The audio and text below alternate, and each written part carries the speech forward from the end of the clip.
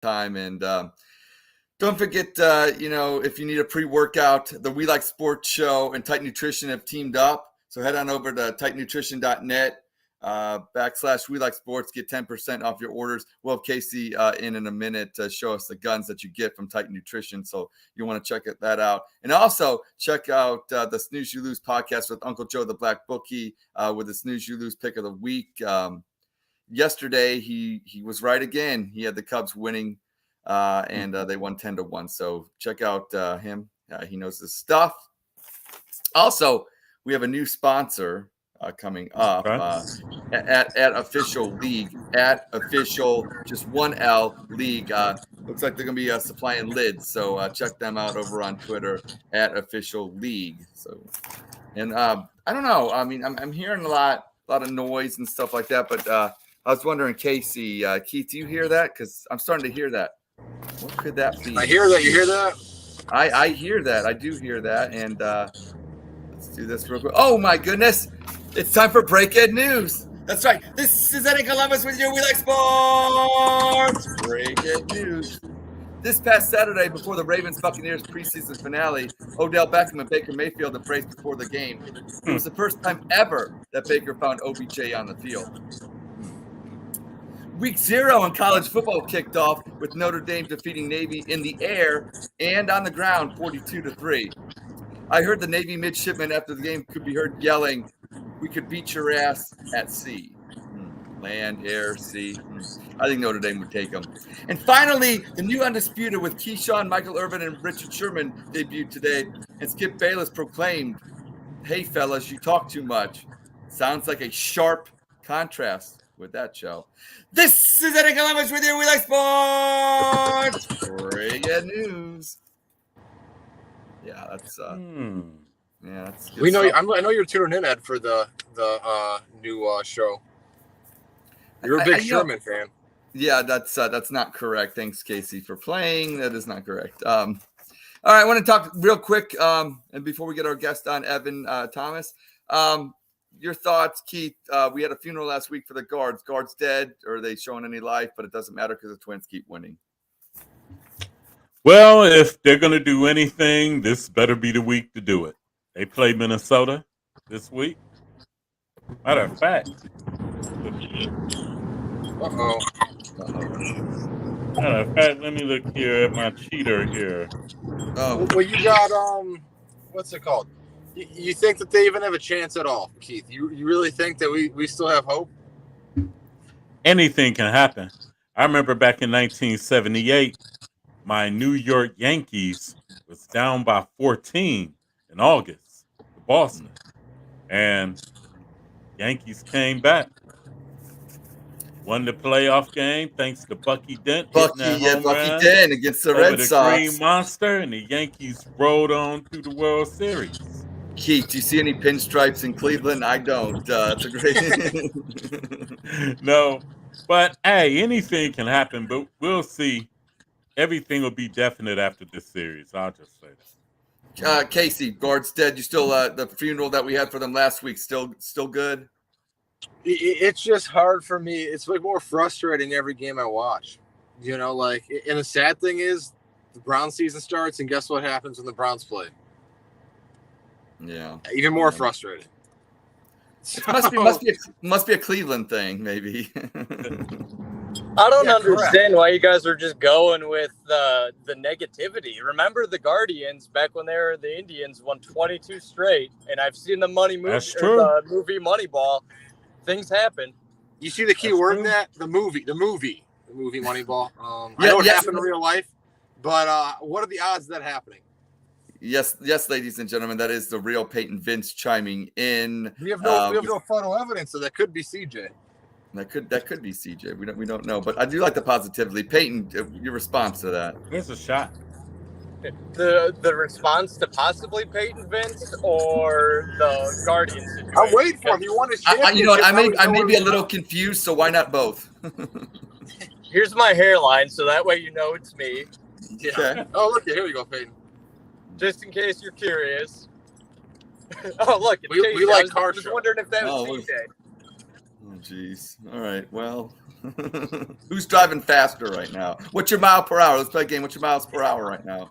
Let's not say that. 0 at the moment, but Okay, fair enough. All right. Hmm. Well, I think that's enough of the guards talk because obviously, Keith's going to the 1978 what do you think? Yankees. What do you think about Syndergaard? Since we just cut him, that trade with Rosario, that's the one thing I guess we could touch on with the Guardians. Okay, fair enough. What do you think of that trade now that we cut Syndergaard? Who cares? I mean, It is what it is. with Syndergaard, I've seen a couple people, and I've seen the side of, well, why did you end up punting on this season? You traded away Josh Bell. Let's be honest. If Josh Bell was still in Cleveland, he's not doing what he's doing in Miami and Cleveland. We could just say that right now and just recognize the truth. Whatever it is, whether or not it was the spot in his lineup, the hitting coach for Cleveland, who knows? But it just didn't click for Josh Bell in Cleveland. And then he goes on to hit what? He had a 3-4 home run game in Miami. In the Rosario thing, at this point, it was just you were getting rid of him, and he's not even starting with the Dodgers. Look at when the Guardians played the Dodgers. He played one game, I think. And even Yeah, but look at the Dodgers roster. Exactly. The Dodgers rosters, they're stacked. So getting rid of Syndergaard for Rosario, the thing is I'm not really in favor of Cal Quantrill if that's the move that's going to end up happening. Oh, I hope. But, correct. I mean, you have to have another pitcher, and at this point, are you just relying on Syndergaard in case the next time he ends up getting injured, you're just beating him to the punch, and that's why you end up designating him? Yeah, but do you think that? I mean, if you look at the season, right? Like, do you think they have a chance still? Because you're playing. I think you're playing Quantrill because if he blows again, he's done. We're not keeping him. We're going to find something to do with him after this year. We're not keeping him. I think it's more or less what's the future hold. You know what I mean? I wouldn't pitch Quantrill. He's just eating innings up. I mean, Quantrill was tough last year. Last year. You had Quantrill. I was around in the minors. He's been horrible, even in the minors. Just go with the young guys. I don't care. He blows in the minors. I would rather call somebody up from AA, AAA. Who cares at this point? Syndergaard or Quantrill. We're playing for next year anyways, and I'd get used to maybe having a new manager, by the way, because I think by the sounds of it and the way Tito's been talking lately, I think that he's on his way out. And I don't think that's a bad thing because, like as we talked about, the Guardians have a good culture of winning. They could promote within, whether it be DeMario Hale or Sandy Alomar or whoever to take over. They could I think it's going to be Sandy, if we're being honest. I think so too. I think Peyton's right. Because I think it's no one internal. There's no way. Yeah, 100% it's somebody internal. But there's a reason why Sandy Alomar has been a first base coach in Cleveland for all these years when he's also been interviewed as a managerial candidate as well. Hale is not your guy as the manager. I mean, he could end up being a good placeholder in those times when Francona was gone. But I think they ended up, let's look at it from the perspective of this way. Sandy Alomar, if he is the next guy in Cleveland, do you think he possibly wasn't that substitute manager because they didn't want to have his managerial record possibly flawed with something he wasn't even responsible for? Could be. What if he sucks? What if he's no good? That could be his worry, is that he's no good and it ruins the legacy he has in Cleveland. What if he gets fired for 2 years? We don't make the playoffs both years. We're not winning now. We're not winning now. What do you think of Sandy Alomar after that? We're not, Casey. We're not winning now. You can't look at what he did in 1997 All-Star I know, but MVP. I mean, Sandy's going to be a manager someday. Like to Peyton's point, he's been interviewed, I think, in Boston, Toronto, all these different places and things like that. So I think definitely that if he's going to be a manager, it's going to be in Cleveland. And I don't think they're worried about the legacy. I think they're worried about trying to win a championship for the first time since 1948. Also, could you imagine if Alomar is the manager? Manny Ramirez just came back and he got put into the Cleveland Hall of Fame for baseball. What is the hitting coach? There you go. Hitting coach, anything. anything. They need a spark. I think it's a good will for the attendance for the fans. I think that it would show that the organization cares about legacy and trying to bridge the gap between the good old days of the 90s and what hopefully the future good that's coming up. So I'm all for it. Casey, I see your point. I don't want to tarnish anybody's legacy, but if Sandy's the best qualified guy that we got, I think we have to roll with him. But I think what we should do roll with right now is somebody with a different perspective, somebody with that the team's winning right now.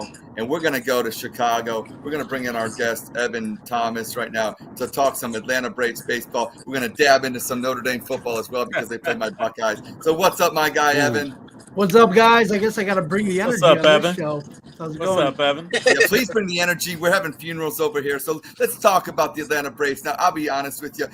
Every time I hear the name Atlanta Braves, I go back to the 1995 World Series with my Indians, losing. I will say one thing. That was a great pitch team. You had Spoltz, Glavine, and Maddox going up against that 95 Indians team that had Bell, Ramirez, Tomey, Lofton, you name them. But this rendition of the Braves kind of reminds me of, World Series champions, as well a couple of years ago. So, tell us about this version of the Atlanta Braves and why the ATL should be hot and excited in October. Well, I've been a Braves fan for 30-something years now. So this is the best team I have seen hitting-wise since I've been watching them. Obviously, pitching, you had that 90s heyday when you had, like you said, Smoltz, Glavine, and Maddox. Even when you throw Millwood and Denny Nagel and Mike Hampton, even those dudes kind of just brought it. But this offensive team is just sick. I mean, top to bottom, even their 7-8 hitters lately, Rosario and Ozuna are just freaking raking. So, I mean, you can't go wrong with this lineup if you're the Braves, but if you're going against them, there is really no give. I mean, even their catchers, they got 2 stud catchers who are all-stars. You can't go wrong with that lineup. Well, looking at this Braves team, okay, so you say the best hitting team that you've seen for Atlanta, and obviously it's not quite the pitching. Obviously, nothing can ever probably compare to that 95 to whatever run that they have. But my question to you, why will they win the World Series? And you're thinking obviously because of their offense, but are they a complete team, and why will they win the World Series? And throw in another one so you can throw it. What would stop them from winning a World Series? Would it be another team because they have maybe a better bullpen, or what could you see possibly as their number one thing to get in the way of that World Series championship? The one thing would be health and pitching. Starting pitching, especially because you got guys coming back from injury. You have Kyle Wright that's going to be coming back. You even have an old team pitcher-wise. I mean, you got Morton's who's 39, 40 years old. I could see him kind of wearing down a little bit, which I hope not, but you never know. And then they have these rookies that they've been kind of bringing up too, just to kind of fill holes, and they're not tested in the big games. That could go good or it could go against. But right now, I think their starting pitching is probably the one thing that's going to be a downfall. The other thing I'm kind of worried about is going into a rut on offense, because right now you see Acuna Jr., he's kind of not doing what he's doing. Olsen's not hitting the home runs he was doing. So it's kind of like those guys are kind of dropping a little bit, but you still have Austin Riley coming up.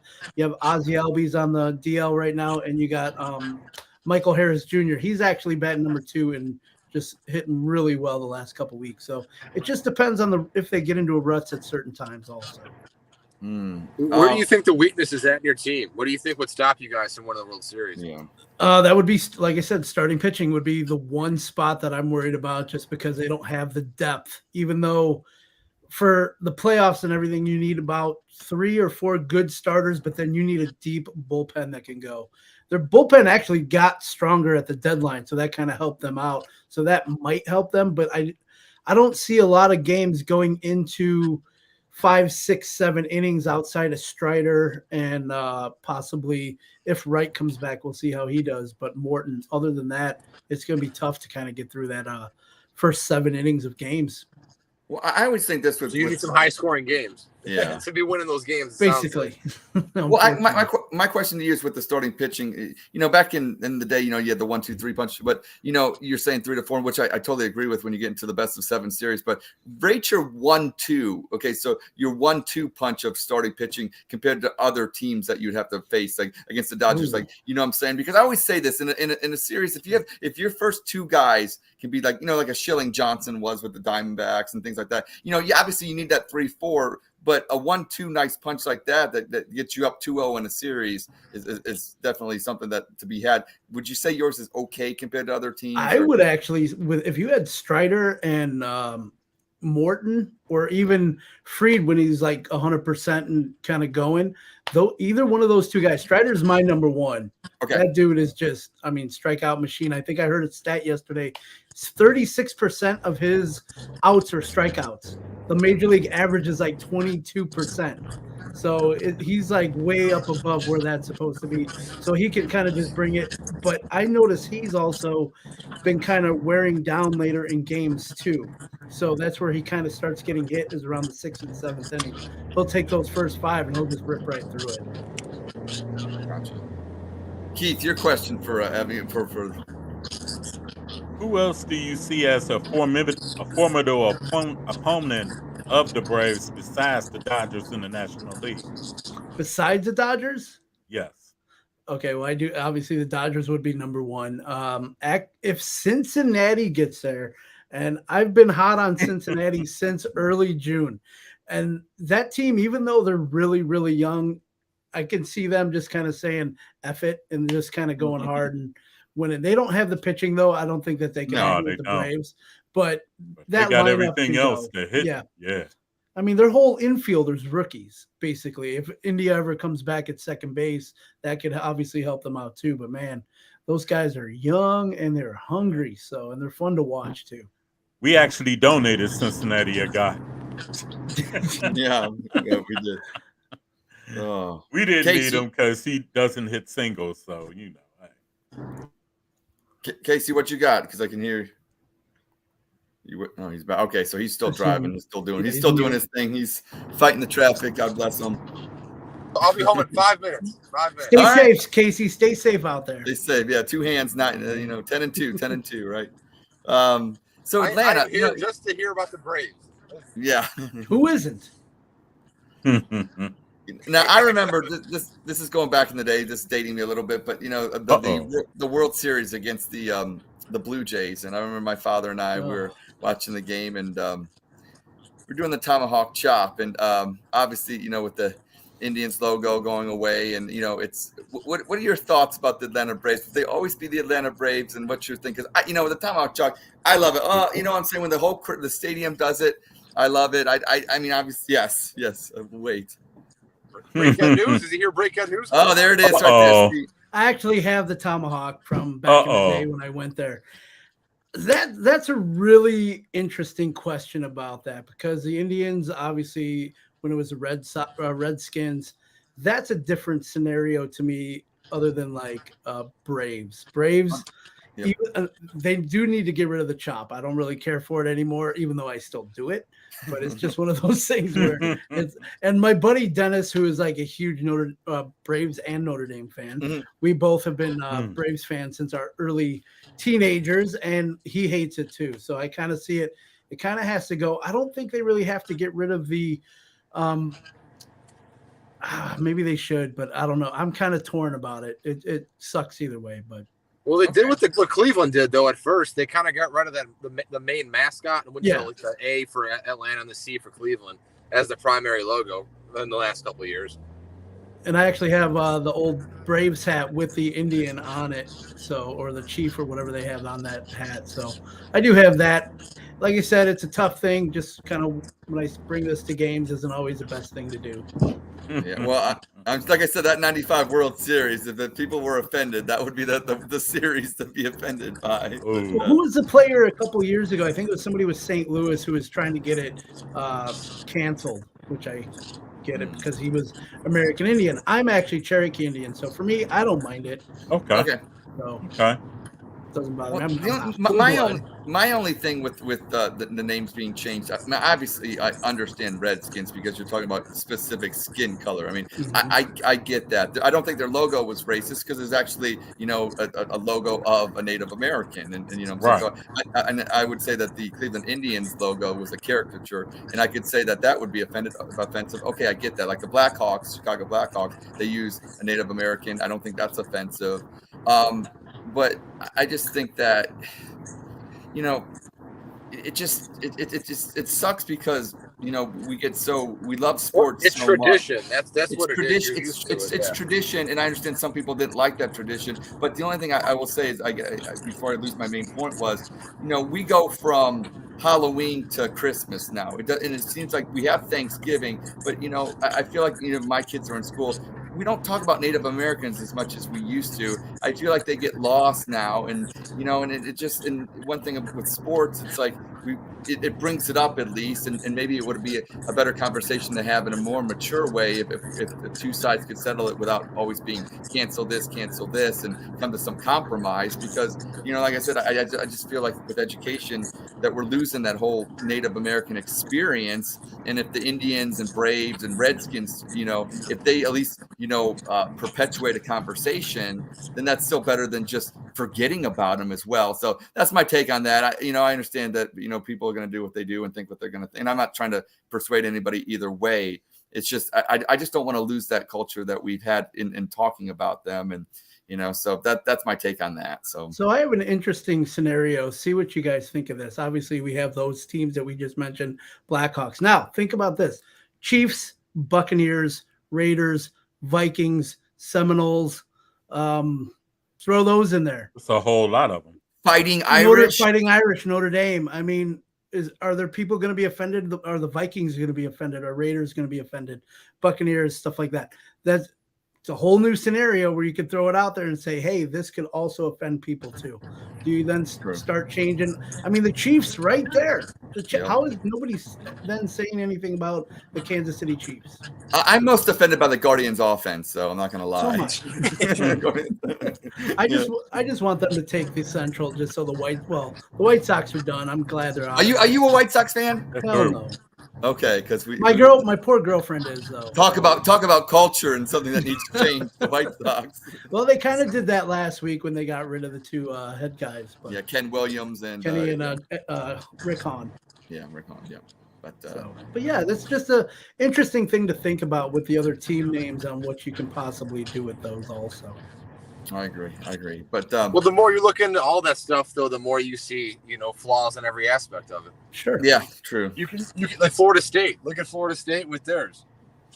Yeah, but the Seminole Nation it embraces it, and you know, so yeah. But they do the chop as well. So I mean. Yep, exactly. They do the chop. The Blackhawks have actually the Tribe is actually backed the Blackhawks franchise, so that's kind of good too. Well, I think that's what I think the last word on it should be: just get people together, get them to compromise. If they're okay with it, cool. If somebody's not okay with it, okay, fine. Let's make some changes and try to do it in a peaceful and respectful way that you don't have to get on social media and bash somebody because, you know, whatever like that. Let's keep the fun of sports on the field instead of in the political arena. I think exactly. We can all agree on that one. But so I know something about you because we've been talking lately that you're a Notre Dame fan, like I said. And you know, one thing Notre Dame.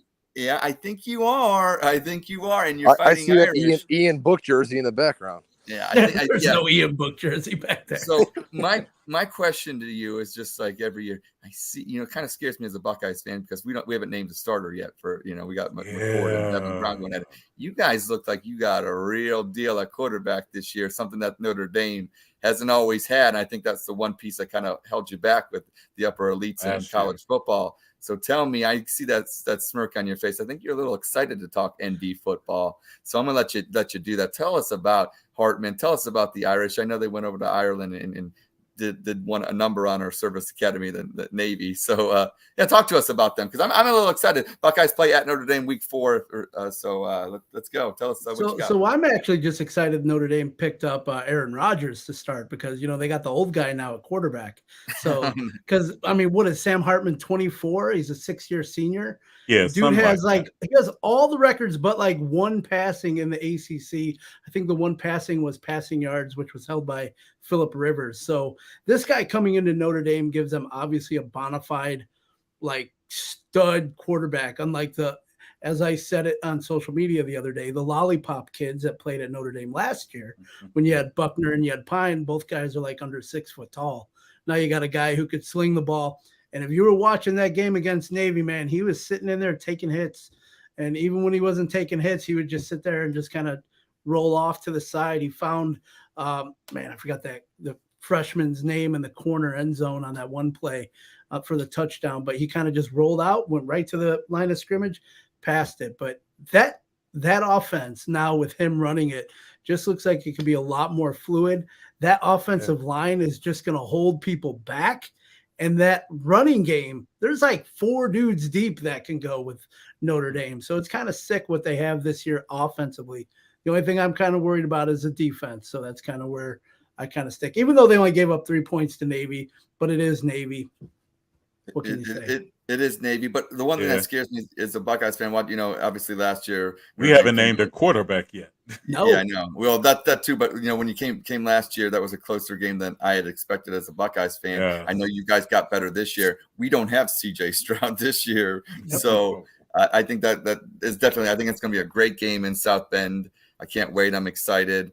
Like I said, I think college football, as much as sometimes I bash Notre Dame because of, I'm old school. I'm from my father who, he's always, they're not in a conference. They get all the perks. They got the NBC sports deal and things like that. And there have been some lean years that, one could say they probably didn't deserve all that national attention, but they got a reputation. They're a storied program. So, kudos to them for that. It's just, I love it when they're in national championship consideration talk, because that's always fun. It's just like USC. USC's back. That's fun. As in Ohio State, when Ohio State was down from 68 to 90, 2002, and they didn't win. That was fun too. So college football is better when the Blue Bloods are in it, and Notre Dame's back. I'm going to proclaim the Fighting Irish. Yes, they're back. I got a question for Evan. Evan, do you think Notre Dame will eventually join the Big Ten now, since USC and UCLA, Washington, and Oregon have gotten in? That is an awesome question, because I've been saying this for over a year. Yes, they should. And it probably will happen once Jack Swarbrick, who is a current AD, retires in a year, because he doesn't want to do it. The new guy will probably be obviously younger, because Swarbrick's that old guard that kind of is trying to hold into that. But yes, they should join the conference, and mainly not just because of the schedule, but because of that championship game that can move everything forward. Yes. Even though they're doing the 12-game playoff starting next year, it'll be a little bit easier to get into the playoff. That is just one big game that actually could put them over the top more often. And then you could also play that off too. You get championships outside of national championships. So you can do whether they move to the Big Ten or the SEC or the ACC, whichever one they go to, they can kind of play that off, because they got the ACC title during the COVID year. Yes, and they did. That was pretty nice to have too. And plus they got more of their natural rivals too. You got Michigan, you got Michigan State, Purdue, Michigan State, USC, obviously. USC. Yeah. I mean, you can start new ones with Penn State and Wisconsin. I mean, Wisconsin's right there. So bring them all in, and you can play Illinois more often. We could lose to Northwestern again. I don't know. I mean, we've lost twice. The 2 times we played them, we've lost to them in the last 20 years. So. Check out. I don't think y'all be losing to Northwestern no time. Yeah, not anytime soon. I was at the game in 2015 that they lost. So trust me, that was not a fun day. That's funny. That was during Brian Kelly era too, so that sucked. Charlie Weiss. Didn't they play them at Wrigley Field or something like that? That was Illinois, and actually I was covering that game too. So that was Illinois and Northwestern. That was at Wrigley Field in 2010. I actually have my photo pass up over here. Oh, okay. For that game. So, Yeah, no, they haven't. Notre Dame has not played at Wrigley Field. They played at Soldier Field against Wisconsin a couple years ago. But that was when they had Jack Cohen at quarterback. But no, they did not play at Wrigley Field yet. Yeah, I ain't gonna lie though. Watching the little that I did watch at the Notre Dame game, I was like, man, they got a quarterback this year. Well, I want Evan to tell the audience their head coach. That was the difference. What university is he from again? Well, the good thing is he's with Notre Dame, but apparently he came from some small college out in Ohio. Was it Cincinnati? For the audience out there listening, not seeing it, would be the Ohio State University. The Ohio yes, State sir. Yes, sir. You're gonna have to bring me on after Notre Dame beats them at. In a couple of weeks. I'll tell you what, though, Brutus, I think our mascot could take out your mascot. I don't think so. Hey, get the shillelagh. Come on. Those little white boys can go hard, man. Yeah. Well, does your mascot drink before games? Or yeah, he's pounding them down, man. I mean, my man, he's already got his beer there. There you go. Should have told me this was a drinking show. I would have brought. It's always a anytime, yeah. Oh, you should have. Casey's always got the highlight, bro. Oh. I got a whole fridge right here. You tell me what kind you want. Oh. Yeah, we got you. But so you're in the Chicago area. You're on what, 670 The Score? Yes. I am. Nice. Okay. Talk to me. I heard rumors, and I love to talk Chicagoland, as you guys call it, Chicagoland. You know, everybody, just like the Braves, they had TBS. Chicago has WGN, and a lot of did not anymore. Yeah, WGN. So I watched a lot of Cubs and Braves games growing up, just because it was on my cable provider. Yep. So I knew about the Chicagoland area, and so obviously with the Bears, I would see because Justin Fields. Are they going to do anything this year or not? I'm an Eagles fan. Eagles. You see that right there. Yes, I see that. Well, I just had to ask you because of your affiliation. Your boots on the ground, yeah. Yeah.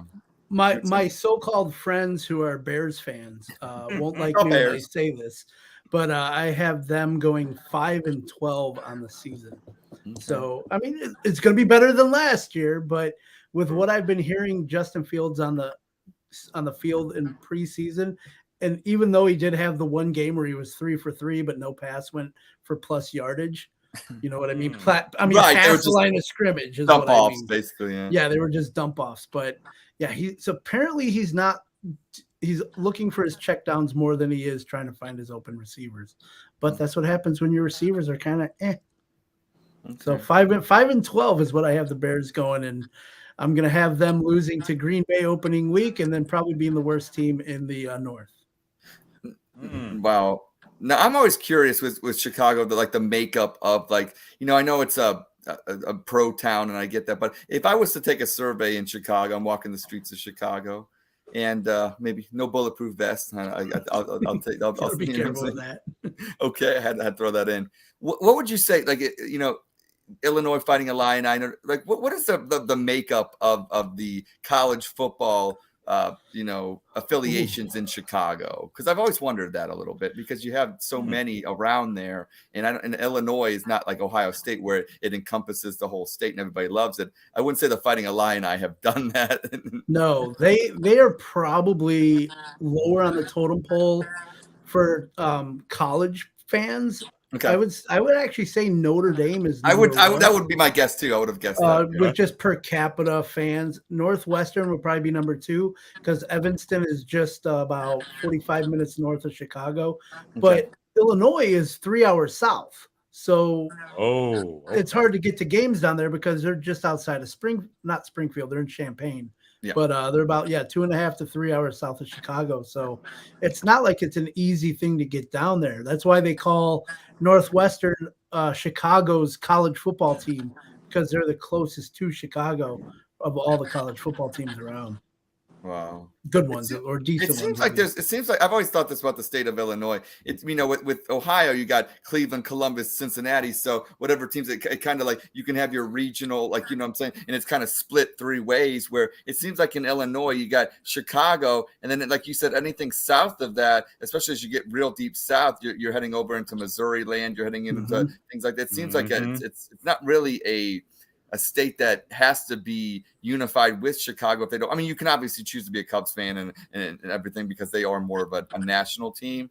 But it seems like everything else, it seems like it's up for grabs, basically. And so winning means something in that parts of the area because to capture fan bases, and it can change over time. Where, like in Ohio, like I said, it's always Ohio State. You're always a Browns fan or you're always a Bengals fan. And Columbus is the disputed territory, and you're trying to fight for that between the two NFL teams. And baseball, you don't have to worry about that with American League and National League. But it seems like Chicago and in the whole state of Illinois, I mean, you got the surrounding states that could be fighting for that fan base. And obviously, somebody in Chicago, you may be in the state of Illinois, but head all the way down south. It seems like a different country. Yeah. And just saying that going to Notre Dame compared to Illinois, it is actually an hour less time to go to Notre Dame than it is to Southern Illinois. Oh, so, the Salukis, right? Is not, that not even the Salukis. It's the Fighting Illini. Oh, okay.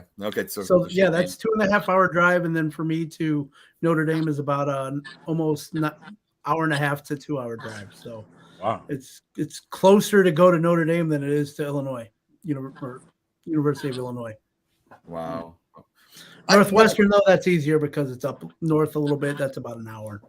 What? Okay. Also, too, with the Chicago White Sox. Now I hear rumblings of them. They're Reinsdorf threatening with moving and wanting a new stadium. I think they got 6 years left on that horrible stadium on Correct. the south side. What happens? They're just doing this. They're going to get a new stadium somewhere. And where do you think it's going to be? That's actually another rumor that came up this morning about if they were to stay in Illinois, where they would go. And there were rumors of them and the Bears if they did either a joint stadium or stadiums in the same land. Okay. So kind of like how Cincinnati has it, where you have the Bengals stadium 4 blocks away from the Reds stadium. Right. I would love that. I love going down to Cincinnati and actually seeing games. So I know you're like. No, I have no problem. I have no problem with that. Everyone hates Cincinnati. Yeah, it's the Bengals that get us, but I have no problem. I like the Bengals, so they're my second team right now. But if the Bears could do that with the White Sox, that would actually be pretty much ideal. The other thing I heard too is the Bears or the White Sox going into Soldier Field and actually redoing that stadium as a baseball stadium right on the lake. Really? Which would be crazy because they would have to just demolish the whole thing and restart over. Well, didn't they put in a lot of money into Soldier Field? Oh yeah, 10 years ago. It's horrible though. It's absolutely horrible. Yeah. I won't. It looks like a spaceship. Looks like a space. And Go ahead. And would they build the new complex in Chicago? Because the Bears have looked elsewhere in Illinois. Is it Arlington Heights? Is that the name of it? Correct. Arlington Heights, which they can build around, and they can do kind of what they did at Wrigley, where they built around it and they built like a whole little community of bars and restaurants. Yeah, Green Bay's like that too. And Green Bay's like that. Cincinnati did that. Obviously, St. Louis has done that in recent years. But the White Sox have never developed the area around Sox Park, is what I call it. Tampa Bay. It's like you're just in the middle of parking lots and then a big long street and like houses.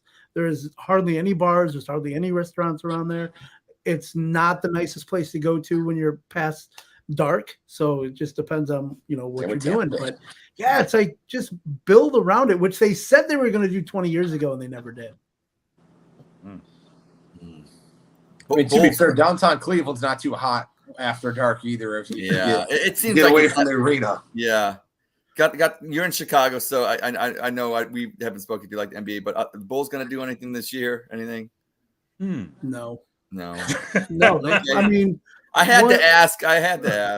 Once LeVar Ball already said that he's out for the year. Yeah, well, that's what I was going to mention. Yeah, he's out again. It looks like out again. Yeah, so they're kind of just coming back with the same lineup. I mean, I don't even know who they didn't draft anybody because they had no draft picks. So they traded for Vucevic that was like 2 years ago they traded for him, but yeah, they re-signed him.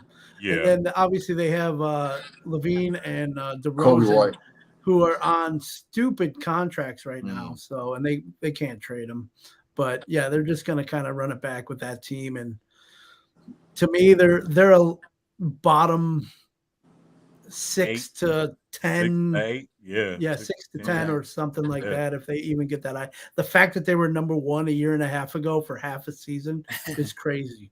A mirage. Exactly. It totally Lonzo Ball. Well, there you go. It was all Alonzo Lonzo Ball. Ball. Once he went out, the whole team was just Yeah. so. And Caruso can't hold that team together as a No. stud. I mean, he's good at what he does, but he's a piece. He's not the guy. Yeah, well, that's the thing. You know, in the NBA though, if you're like a team like Chicago, right, and you want to get guys that are, fringe all-stars. Levine makes all-star games. Vucevic, etc. You have to overpay him. Yep. But then if you don't have that extra piece that's actually a stud, then you're stuck in mediocrity, right? That's what I think the Bulls are. They paid for those contracts, and then, you don't have a guy that's a game changer, right? You got solid players, but not a game changer. Exactly. And it's like Tobias Harris with Sixers, right? They're overpaying for him because they wanted that, kind of third or fourth option there.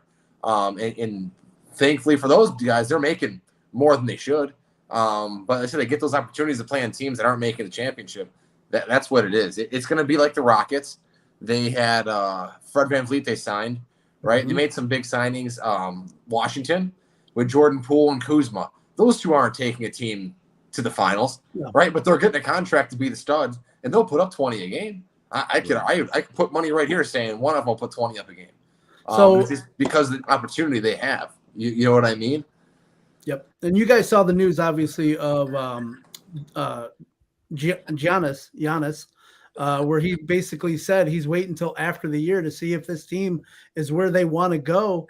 True. And he's not going to sign any extension until he sees that. So he might be a huge, huge piece. And I know he's said in the past that he's wanted to play in Chicago. So we'll see if that even sticks around once he gets there. We'll see if the Bulls even have money for that. Right. I've heard Chicago. I've heard New York. New York would probably be the spot. I heard LA too, because LeBron ain't got but so much battery life left. But do they have enough money to hold those guys together? You know what though? I always feel like those teams always find a way though. They do. It's stupid. Yeah, because if LeBron leaves, when LeBron retires, they will have that money. Yeah. Yeah, but did you see those stats though with guys that have played that far into the the 21 years or 20 years in? He's the fifth player to ever hit 21 years. Yeah, in the stats, other than that, were like the most were 7 points, average 7 points, which I think would have been Dirk. Those guys, like it is impressive to think he's going to put up 25. He's going to average 25 this year, right? His 21st season. 38? Is he 38, 39? 38. Yeah, 38. 38. That's what I'm saying. So he'll be 39 this year. It's interesting though. Like I said, the longevity and the caliber of play through that longevity is just impressive. Well, you look at him, just pictures of him the other day with his shirt off. The dude is still a specimen, so it's not like he's just like you, Ed. Big baby running. I know how litmus test for you. This is all right. Jordan or LeBron, who's better? You can't ask me that question. I'm from Chicago. I grew up in the 90s. I'm a Jordan guy. You know what? It's funny. I was a Cavs fan. Jordan over Elo, Jordan in 92, Jordan in 93. I think the Bulls beat us again in like 94, like 95.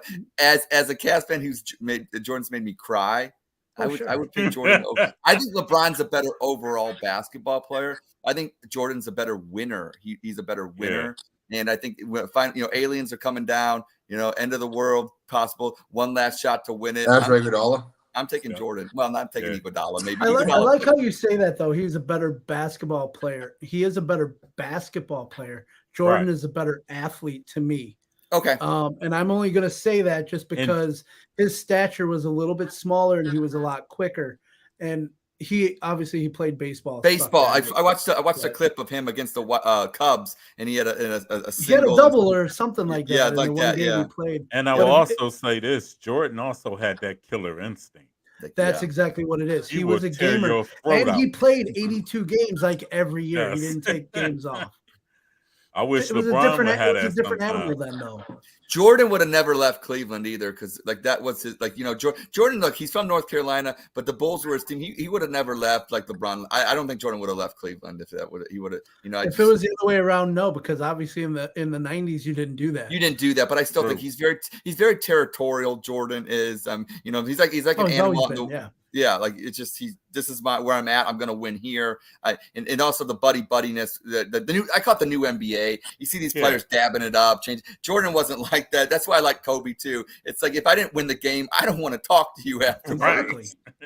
I mean, I'm like that when I play any sport. It's like, I sports hate you. Exactly. Matter of fact, Jordan, Magic, Bird, Doc, Barkley, Isaiah Ewing, none Thomas, of those guys. all of them was all like that back then.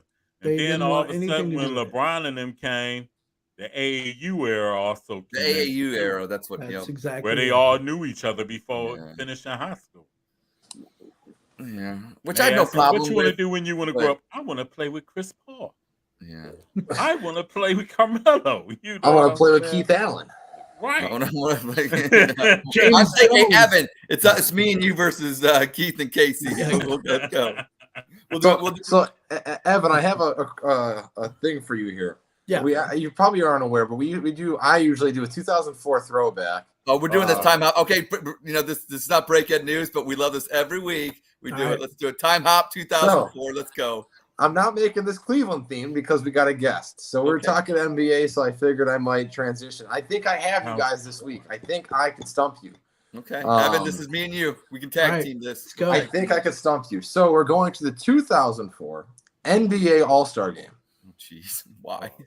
So, interesting enough, the head coach of the Western Conference team went to the same high school I went to. Flip Saunders. And my high school only had 68 kids in my graduating class, so very, very small school. So Flip Saunders, the gym is named after him. So he was the coach of the Timberwolves at the time. They were 37-15. Opposing coach is Rick Carlisle on the Indiana Pacers, 39-14 this year, 2004. There's some interesting facts that Ed might enjoy on this one. I'm enjoying these already. The city was in Los Angeles. The national anthem was sung by two of Ed's favorites. The Canadian anthem was by Nelly Furtado. Oh, okay. Promiscuous Girls. Yeah. And the USA was by Christina Aguilera. Okay. Another big fan of Ed. Ed loves Michael McDonald. He sang the halftime show. I've actually met Michael McDonald back in the day, and I'm starting to grow his beard. So, I kind of. There you go. So he was the halftime performance of Beyonce, which is a unique pairing there. Wow. That's rare. Correct. Okay. So the question I'm going to ask you is this player. You need to tell me who I'm going to describe to you. So he was in the reserves, was not a starter. This was his one and only All-Star appearance. Oh, yeah. He played on the Eastern Conference All-Stars, and he played center. He was the second only center on the team because there was a starting center, which was Ben Wallace. I'll run through the starting five for you. Allen Iverson, Tracy McGrady, Vince Carter, Jermaine O'Neal, Ben Wallace. This is the backup center. He was on the Hornets. I will even give you the team. Oh, my God. Interesting enough. I will give you his career stats, which is going to shock you here. 680 games. He averaged 7 points a game, 6.5 rebounds, and 0.5 assists. Yet he made the All-Star game in 2004 with those stats as a career stats. So you could imagine that was his best year was 2004 because obviously he's not making it in that. He averaged this year 13.6 points, 10.3 rebounds, a half steal, 1 assist, 1.2 blocks. I'm going with what Ed said too. Vlade. Jamal Mashburn. I mean, not Jamal McGlory. Oh my Lord, McGlory? Is it? I thought I had you. You're correct. Okay, well, it only I was going to say it wasn't McGee because that's Jamal that was the only other name I could think of, and he never made an All-Star game. Yep. Damn, he's from Toronto, Ontario. So it's crazy to think about. Like he averaged 7 points a game for the career, and he made an All-Star. He didn't score that. Okay, much. that was that time of the NBA for about 5 years there after Jordan kind of. Oh, that's right. Yeah, you don't want to talk about before like LeBron and Wade and all those guys kind of really started hitting it. So the other name I would have thought of would have been either Eddie Curry or Tyson Chandler. Yeah. Since we're on this, I'll just name the rest of the Eastern All-Stars. You got Jason Kidd with his 7th appearance, Michael Redd from the Bucks, Milwaukee, Paul Pierce with his 3rd, Ryan Artest, Kenyon Martin, and Jamal McGlory's teammate, Baron Davis for the Hornets. You want to know something about Michael Redd? Michael Redd went to West High School in Columbus, Ohio. I went to Grove City, Ohio. I beat Michael Redd in tennis.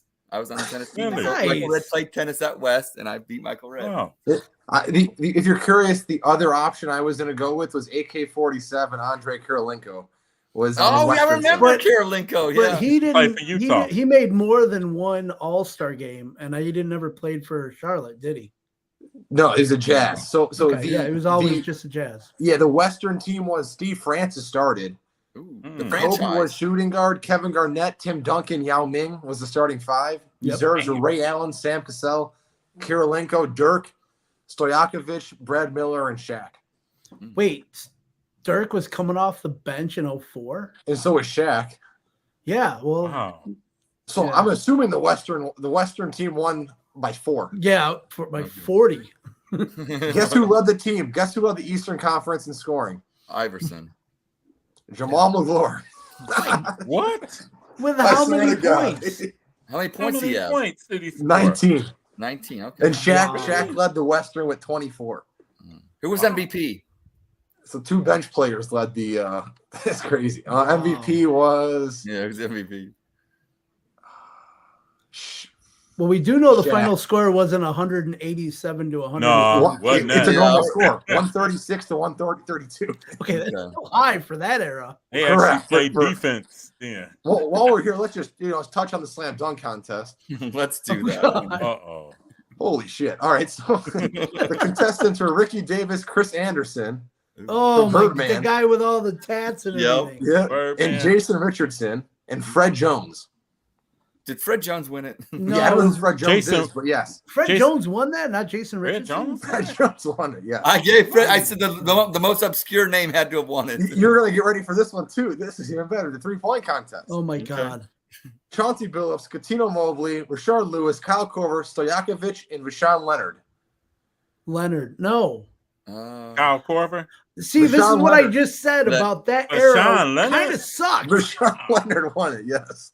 Because that's like the era in between, like you said, in between Jordan and the birth of LeBron and D Yeah, yeah. Wade and them. So this And- is a perfect what you were just saying. Here's the rookie challenge. The rookie teams was Melo, Bosch, Wade, LeBron, Jarvis Hayes, Kirk Heinrich, Josh Howard, Chris Kaman, Udonis Haslem was the rookie team. And the sophomore team was Carlos Boozer, Mike Dunleavy, Manu, Marco Jaric, Ronald Murray, Nene, Tayshaun Prince, Amari Stoudemire, and Yao Ming. So Oof. You know, it's always funny because I always say if I could go back in time, I would as I get older. Yao But I Ming. promise you this: if I was to go back in time, I'm not going to 2004. you're not going to the 2004 No. NBA All-Star game if you're No, going I'm to an event. my DeLorean, I'm not putting in there. Putting in the time. You're not going to Staples Center to go see Not going the, 88 miles per hour, and I'm not going to. Well, 2004 Super Bowl, wasn't that Patriots and Eagles?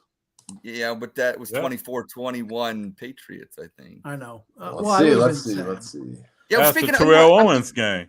I'm glad you said that about the Eagles. Let's talk about them. Are they going to have a Super Bowl hangover this year? Well, they're not going to win 12 games. I will tell you that. Get the under. Bet the under. I'm going the under on them as much as I love them. They also were basically completely healthy all of last year, and I don't see that happening this year either. So I'm going to say probably 10 or 11 wins, but I do see them taking the East this year. Cowboys, I hate the Cowboys, but I just can never see them winning. Dak Prescott. anything. It's No, it's going to be the Trey Lance era now, man. Come on. Yeah, it's It ain't okay. gonna So be the Trey Ansel right now. my son, who I always have running suicides on the driveway. We make jokes about that During the show, he makes a run If outside, you saw the little promo yesterday, that was actually him kicking that field goal yesterday. Oh, okay. That was him. Yeah, That was you.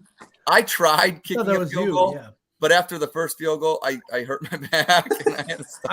I got a fun story for you. I've made one field goal ever at Soldier Field, and that was on Father's Day, 2008.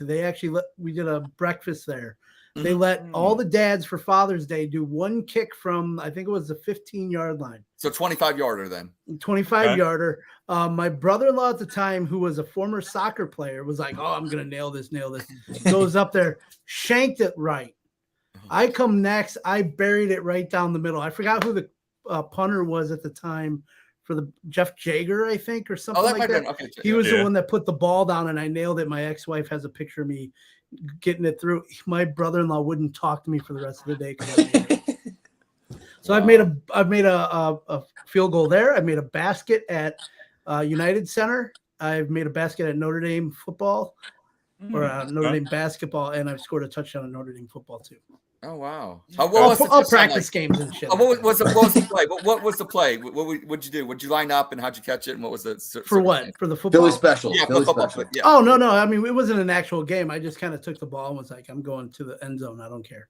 It was like those mascot games. They knock all the kids over. Yeah, I wish it was. That would have been more fun. I like it when they do like the 95, like in Nebraska, like the 100-year-old guy, and he's going through. Those videos are fantastic. I love them. I never get sick of them. So universities out there, if you want to keep fans engaged, get the oldest alum you have, give them the ball and let them, score a touchdown. Or get a kid out there and get the mascot to just bury him with it. Like, I love. Oh, those are great. Those are great.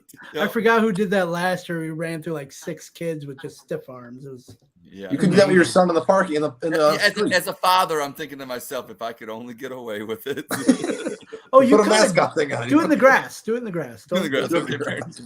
Make sure that's what I'm going to tell that's what I'm going to tell the judge that Evan Thomas told me. Just as long as you do it in the grass. Oh yeah, blame me. Okay. Yeah, well, I mean, I'm not the one that drank the beer then drove. It's the society we live in now. Blame others.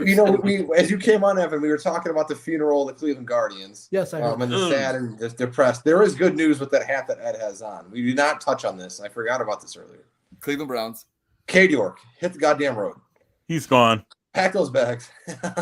He's done. I will take. We got the guy from the Chargers, but we got Dustin Hopkins. I will take anybody over goddamn Cade York. Speaking of field goal kickers, didn't Chicago have a double doink or something? Against my Eagles, man. Yeah. It was one of the best nights of my life. I was going to ask you about that. So you're all happy, but you're in Chicago land. Oh my God! I actually had 2 death threats from friends. Because I was like cheering for the Eagles, and they're like, "I'm gonna come over and kill you." I'm like, "You're an idiot." Yeah, well, those are real friends. So I always say this: if your real friends give you death threats, it means they care. It means they care. They care about their team. They don't care. Yeah, I was gonna say. Well, hey, fan is short for fanatic. You know? Or crazy, whichever. It's a lot of truth to that. Well, don't worry. I wrote down on my board. The 1-year anniversary is coming up of that Cade York. Against Baker in the Carolina 58-yarder against Baker. That was we have the answer, and that was all downhill since then. But yes, that's coming up in 2 weeks. I think on our show is the 1-year anniversary of the. We thought we finally found a kicker since Phil Dawson. Now speaking of kickers, because now you got me concerned. We were talking about Notre Dame earlier. Let's circle back here. How's Notre Dame's kicker? Because Ohio State Noah Ruggles, he's gone now. And I always get, one thing about college football, it's not like the NFL where the games are always so, close and matters. But, a big game at South Bend, I mean, making a field goal in the second quarter, you may think not matters until the end when your team has to drive and get a touchdown instead of going to kick a field goal. How is Notre Dame's kicker? Because you got me scared with the Irish. All I know and all I saw is Notre Dame's kicker is 6 for 6 on extra points, but 0 for 1 on field goals. Okay. So I don't remember how far that field goal was. I think it was like 43. Okay. Maybe a little, but that the extra points like a 10-yard. It's so close. Extra points is easy stuff, but yeah, I mean field goals just suck for most college kickers anyway. It's like.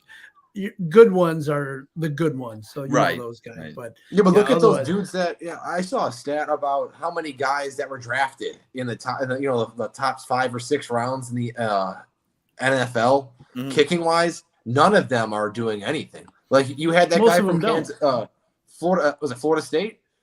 Sanchez, wasn't it Rigoberto Sanchez or something? That was a big, or they drafted him early too. Tampa did a couple years ago. Oh yeah, that's right. Yeah. He's nothing now, right? Yeah. And so it's interesting. And the top 10 kickers right now were undrafted. Oh yeah, but you don't draft a kicker in NFL draft. Not in the 4th round, like the Browns. Come on, we took Cade York in the fourth round. You can get. Could have took another linebacker or somebody. Well, I mean, you were just talking about the double doink. Well, the year after they were doing a kicker tryout where they had 9 guys come in and try that same kick, which is stupid to me. It's like just have them kick regular field goals. Right. So you had 9 guys from like other practice squads or whatever that were released that came in and they just practiced to try out for the Bears. One of them was a former Notre Dame kicker, Justin Yoon, who didn't make the team. And even though he was the most accurate kicker ever at Notre Dame and the most points too. Oh, wow. Okay. It's crazy how it doesn't correlate. It's interesting. That's the one thing that really never correlates over to the NFL. It seems like it would. It's just kicking the ball. You know, the only draft choice I know that worked out was Sebastian Janikowski. Yes, that's the only name I remember. And he struggled a little bit when he first started. And he struggled at first, right? When he first came, he had that beer belly. But then when dude figured it out, he was deadly. He had no shoulder pads, leg, no knee pads or thigh pads. It was just didn't need them. The thinnest shoulder pads and no pads in the pants. And he weighed at 250. He was towards the end of his career. And that's not to say 250 was nice. And that's not to say K York might not become a good kicker. Right. Well, that's the thing with this team. That's all. Right. They can't. I don't know those Tim Wakefield-esque kicks he throws up there. I don't know. Knuckles he's kicking. I don't know about that. Just kick it straight. I don't know. I don't know. Yeah. I don't know. The ball shouldn't be going sideways. It's a damn wind off the know. Lake Erie for you guys, man. That's what it is. And plus, this is a year for the Browns where if things go left, everybody's getting fired. Yeah, I'm glad you said that. We always like to get different perspective because we live in a fishbowl and we hear things. So, what is your take on the Cleveland Browns? What do you think their outlook is, and what do you have for 2023 for the Cleveland Browns? Well, besides not caring, let's see. Well, that too. I know is obviously the talk is Watson and White. They gave him that deal. That is probably one of the stupidest deals I've ever seen in my entire life for football. But offensively, they seem like they have a pretty decent team. They still got Nick Chubb. I don't know who the hell they have else running back wise, but we don't have nobody else. Nobody else. Don't worry about it. This guy right here. We better wait. hold Don't you have hands. Kellen Winslow Jr. at tight end? He's off the motorcycle. Actually, he's spending time he's incarcerated. I know he's in jail. I know he's in jail. Yeah, actually, we off better the motorcycle and missed the year. So wait, you got Odell Beckham Jr. Oh no. He was with Baker the other day. I see what you're doing. I see what you're doing here, Mr. Thomas. You better push your luck, Evan. I named former Cavs that pushed Ed over the edge. He booted me off the show. So you better. Well, he said Anthony Bennett. I said enough of Casey. Oh God. Only thing number 1 pick, Anthony Bennett. That's right. You. Only thing we're praying on right now is that Chubb don't get hurt because we don't have nobody behind him. Correct. And we could have signed Ford was supposed to be the guy, but he's been hurt. Like they say, availability is the best ability. Yeah. And who's Speaking your of wide availability, receivers now? Who's your wide Sebastian Janikowski. We have Browns wide receivers. We have Amari Cooper, Elijah Moore. Oh, that's right. You got more too. Didn't he just quit though? Him more in Watson are hot this year. I'm telling you. They got the connection. The Chief, you got the Chief at tight end. Yeah. Well, okay. You know what you said? You did say the Bengals were your second favorite team, I believe. I heard you say. Right at the moment. Normally it's the Falcons, but right now I love Joe Burrow, so I'm sticking with that. So, do you see them winning the division, and you see them doing big things in the AFC? Yeah. That's fair. Who day? That offense looks sick. That offense looks sick. I was actually really bummed out when the Bengals did not draft Michael Mayer at tight end from Notre Dame, because if they would have added him instead of him going to the Raiders, I mean, they did pick up Irv Smith Jr. Yep. I forgot who else they have at tight end right now too. But if they would have had him with those 3 receivers, and they also have like Chase Brown at running back as a backup, they have a sick freaking offense, man. And Burrow's just going to, as long as he could stay upright, he's going to just toss that ball around like crazy. So I got Burrow and I got Chase as my 1-2 combo. How's the defense looking since they did lose crap. both they say? They're crap. I don't know. I haven't paid attention to them. Hey, don't just outscore people. That's fine. Yeah, exactly. It's tight ends, their weakness. Irv Smith and Drew Sample. Yeah, see? Yeah. How do you not pick the best tight end? Especially with their offense. When they had two tight ends, they've always had that for even when they had Carson Palmer, they'd always have two tight. It seems like that's what they do down in Cincinnati. So I'm kind of surprised. And Irv Smith Jr. gets hurt too. So did the offensive line improve? You got I'm not that in tune with them. Orlando Brown, Jonah Williams, Alex Kappa, Ted Karras, and Cordell Volson. I never heard of Cordell Volson. So basically, like most NFL teams right now, they have a hodgepodge of offensive linemen. Yeah. Correct. And except for the Eagles. Yeah, the Eagles. Who do you think weighs more, Irv Smith or Sebastian Janikowski? That's it. Janikowski. So I looked up Janikowski, 6'1", 260. So I was undershooting him. That was generous. She was about 280. And he was 280 toward the end of his career. Yeah. He was taken in the first round. 250. Yeah. 17th He was number pick. How what number? 17th overall. 17th. I was going to say 18th, but you were right there. Yeah. That's crazy. So what's Irv Smith Jr.'s size? I'm going to say Smith Jr. I'm going to say 255. 240. 6'2", 240. So Seabass is a bigger guys, haven't we learned something recently? And I don't want to get political or whatever like that, but I mean, if Trump's 6'3", 215, how can you go by anything that you're seeing, especially 10 years ago? So that's all I'm going to say. That's crazy. 6'3", 215. I love yeah, he's ready. He's ready for the season. That's playing shape. That's after he cut weight, right? Yeah, right. I'd say he had to cut a lot of weight. Cut off his arms. That's what he did. Huge cut down. I think we hit on a lot of things. Final thing. Well, not final thing, but we'll go around the board for final thoughts and things. But one topic: Little League World Series. Did you check it out or anything like that? I saw California won it. I saw the highlight. That was it. Congrats to the California kids. El Segundo. The only thing I'm going to say about that is, please don't burn your tents in your cities. All right. What kid who didn't play baseball didn't dream that scenario that happened? Yeah. I did that probably every day as a kid playing baseball in my field next door, where I would just throw the ball up. Game 7, whatever it was. 2 outs in the 6th inning, bases loaded, we're down 3, boom, nail the home run to win the game. And he lived it, and he gets to see videos of him doing it every year. He crushed it. Like that ball, was no doubt.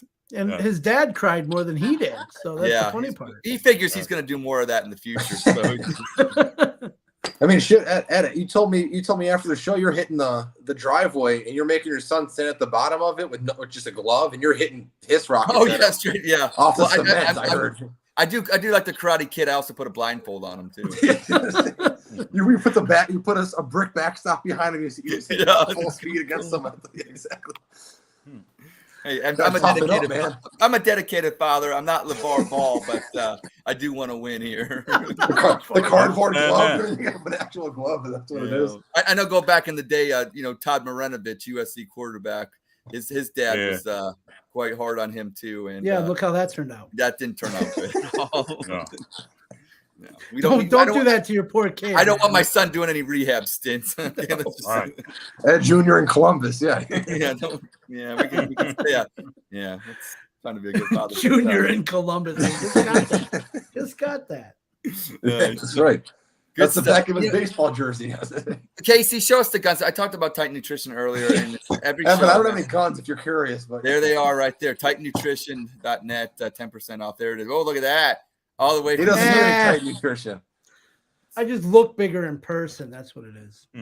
Yeah, correct. The big shoulders. You've been a great guest. I do want to go around the horn with final thoughts and anything you want to say. I always do this, and because I always do a horrible job closing the show because I don't ever want to close the show, but eventually we have to, and it's just we get to talking and it's fun stuff, and but eventually all good things. We'll have you back on, Evan, especially I'd love after maybe the Notre Dame Ohio State game, either after, but I'm saying preview or Or post game. before. Yeah, that week. Yeah, Well, that it week. depends. that If Ohio before, State yeah. wins, I got to get you on and they got to brag a little bit because that's what Ohio State fans do. We voted like the #1 worst fan base for. I could see why we're. Yeah, if Notre Dame wins and beats the Buckeyes, I won't be on. I'll never be on again. No, I'm not one of those. I'm not one of those. Wow.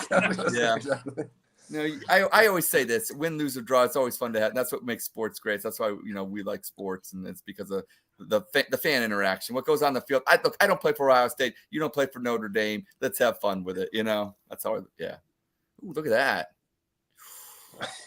There you go. I got my Notre Dame on me, so I can't take that off. There you go. That's Evan Town, Notre Dame.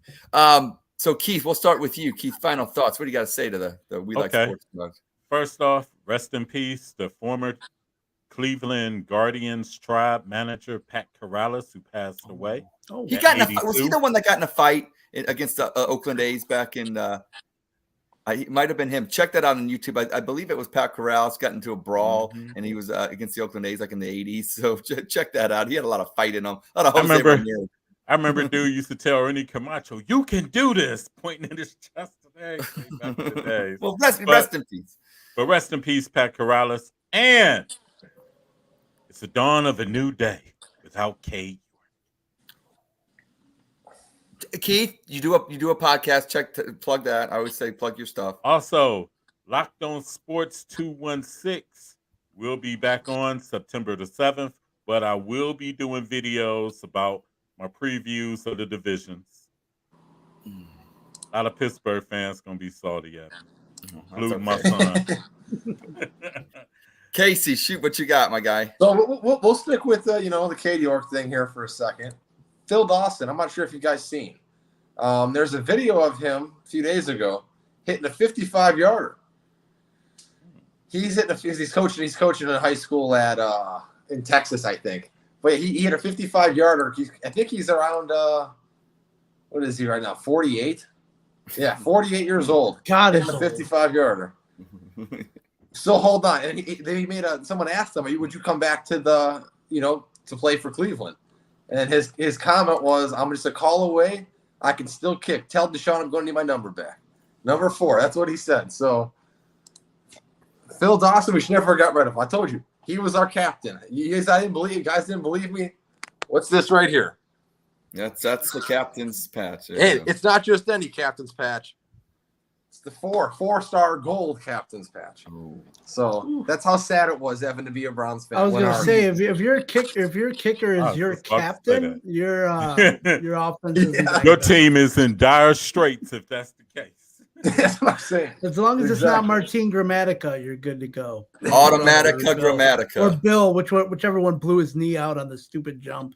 Oh yeah, when he's celebrating. I think that was Bill Gramatica. Yeah, Bill Gramatica. Yeah. And then the only other thing I want to plug is I know me and Ed talked about some Sundays having a show on just for football season, doing a wrap up or pregame, etc. So we only got I think 10 days away until Thursday night football. Mm-hmm.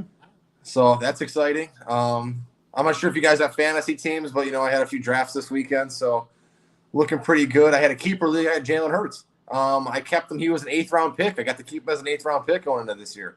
And Jalen Waddle as a 4th round. So got a pretty solid team. But not sure if you guys play at all. The bet. Did you ever get it? Not yet. Still in the mail. Okay. Well, like I said, we had a Miles Straw bet, and he finally hit a home run. Yeah, Evan, I'm not sure. You probably aren't going out aware, but me and Ed about a month or two ago he hates Miles Straw for Cleveland. I don't hate Miles Straw. I just said I have the same amount of home runs as he had the last 2.5 years. I am the only Miles Straw fan in all of Cleveland, and I live in Orlando, so I'm the only Cleveland Guardians fan that likes Miles Straw. He came down to play the Rays. The Guardians did 2 weeks ago, I think. I went to all 3 games, stayed in St. Petersburg for the games. First game or second game? That Friday night. First game. Yeah. 8th inning, we're down by 4 or 5 games. Of course, over, it doesn't matter. It doesn't matter. It don't matter. I'm sitting third base side. I'm got 6 beers in me. I'm feeling it, right? Like Miles Straw hits a home run in the right field, right over the fence. I'm not shitting you. I said, "Holy fuck!" I couldn't believe it. No one else even reacted to this home run because me and Ed made a bet. If Miles strikes a home run this year, he's buying me a Miles Straw jersey. I was a man of my word, and I got the proper funding down. Nice. Where did you find a Miles Straw jersey?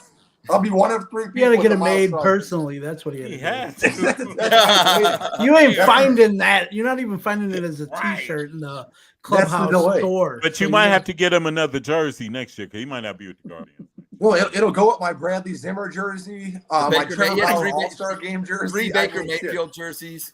Yeah, I can just line this wall right here with. That's your wall of shame that you have. Yeah. Evan, remember when I told you that we gave away a center fielder to Cincinnati? Yeah, who donated did you give away? one. We gave away Will Benson. Oh, that's right. And then Nolan Jones in he's Colorado. a rookie too. That's right. And Nolan Jones. We had a fire Benson's sale, good too. He is which good. gives the front office a capital 0 black eye. Yeah, but we got Oscar Gonzalez. So. Well, on that note, Evan, final thoughts. Final thoughts. Let's see. Plug anything you want to plug. Do what you got to do. Give shout outs to kids. I don't care. It's your time. The only thing I say, Ed, you need a shade off on. I know. I agree. I agree. But that light across your face has been bothering me. Like my back hurts so bad that I can't even get up right now. It hurts. So I was going to. I'm the 48-year-old, not you. Come on, man. I'm 43 and I hurt. This kid's out in the parking lot, so he can't fix the light. Yeah, he's throwing baseballs at him with a blindfold. Yeah, I'm gonna take out my frustration and pain on my kids later. He's hitting baseballs off the cement to him. That's right. Yeah. So for me, I do want to thank you guys for having me on. This has been a blast talking basically all sports that I know and even teams that I don't care about, like the White Sox and the Bears or whatever. But I'm here. I did it. It was a lot of fun. Would definitely love to be on the show again.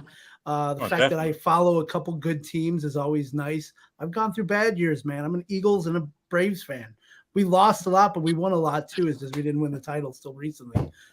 Notre Dame, hopefully that'll change in the next couple of years. We'll see how that goes. But otherwise, follow me. You can follow my podcast. I host the We Are ND Nation podcast Fridays, which you can find on YouTube. Just look up We Are ND Nation. We're all over the socials, and we have some really kick-ass guests. So. That's right. Check out the banner. I even made a banner for you scrolling down there at We Are ND Nation 1. So, yeah, I see it. There you go. That is you. He even spelled your name right. Yeah. No. Well, he didn't put the J. Come on, man. It's Evan J. Thomas. I didn't know how much. Well, you see it now. I do see it now. It's Michael. It's like Michael J. Fox. The J is. I get that. Okay. It's not like Michael J. Fox. The reason why I throw the J in is if you look it up. If you look up the name Evan Thomas, there is a writer that was with Newsweek magazine who was very popular in the 80s and 90s. So I kind of had to bring myself away from that. So I threw the J in there for my middle initial, and that's why I do it. Okay. Well, like I said, Evan J. Thomas, you have been a great guest. I can't wait to have you on in the future. And if you ever want one of us to pick us out, we'd love to join your podcast as well. I just want to say thank you. No, you're not coming on mine. Fair enough. I won't bring the sun with me. I'll be shaded. He'll bring his actual sun to block the sun. The sun, yeah. He'll be just like, whoa! I almost knocked my computer over. Like that. After I have a backiotomy and I'm back, I'll be okay. So, backiotomy. Yeah. I'm Doc Ed. Yeah. So that's what I do. But I want to thank everybody for tuning into the We Like Sportz Show. Like I said, I want to thank our special guest, Evan J. Thomas. Casey and Keith, as always, thank you. Thank you. Like I said, We Like Sportz. Enjoy your team. And we'll be back next week at 5:30. So peace. Have a good one. Later, guys. Thank you. And we are out. Mm-hmm.